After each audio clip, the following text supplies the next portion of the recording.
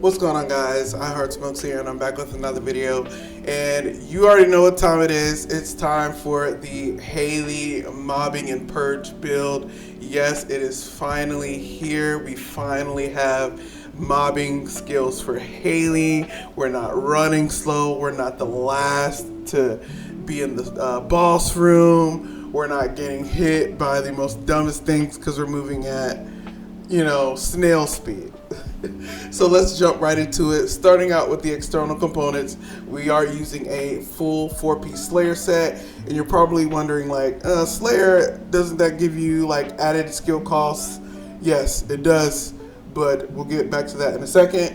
So yes, for the external components, we are using the Slayer set. Moving on to the reactor, I did test multiple reactors as well as I did test multiple component sets, and these were the ones that came out on top. So for the reactor, I am using a chill singular reactor, and for the substats, it does have chill chill skill power and skill critical hit damage. Moving on to the arcade tuning, it's my normal arcade tuning tree, nothing fancy, nothing really has changed. Just for the mutant cell, I am running arcade concentration. That way, anytime we hit an enemy, we get extra crit damage added up to 3 stacks.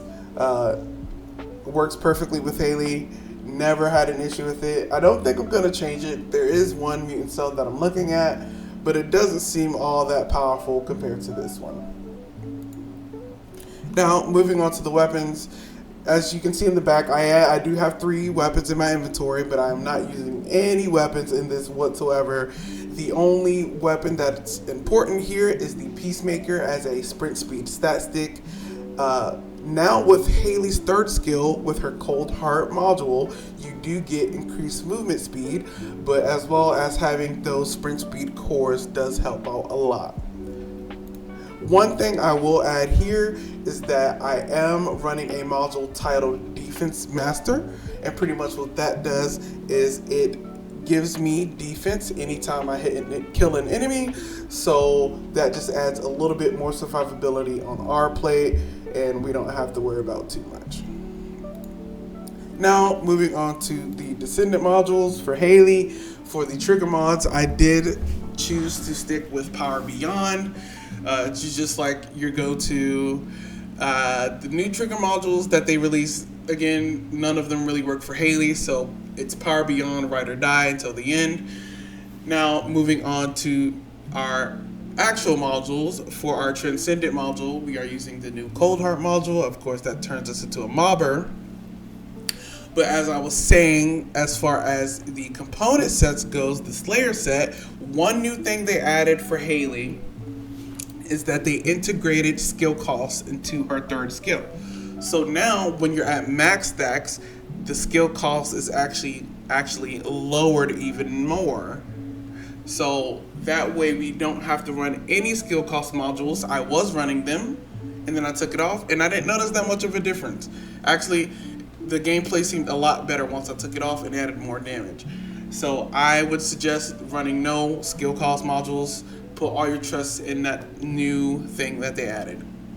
Now, for the rest of the build, I do have 2 cooldown modules, 2 focus on modules, focus on singular and focus on chill, 3 crit mods, skill insight, skill concentration and front lines, 2 range modules, skill expansion and amplification control, and then HP for a little bit more survivability.